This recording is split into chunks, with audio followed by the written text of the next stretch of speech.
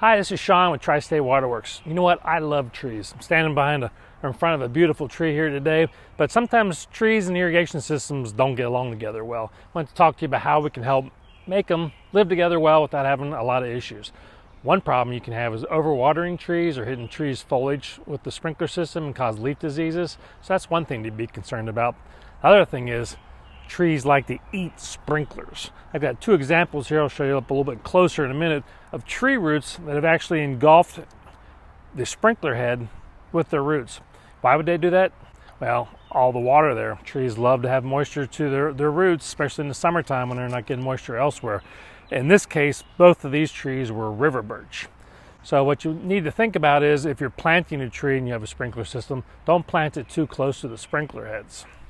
Or if you're putting a sprinkler system in, make sure that the sprinkler heads are placed in a position that they're outside the drip line of the tree, and you'll have less problems.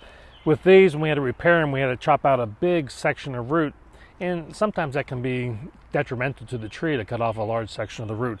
And besides that, it's very time consuming and makes it more expensive, so you don't want to have to spend money unnecessarily.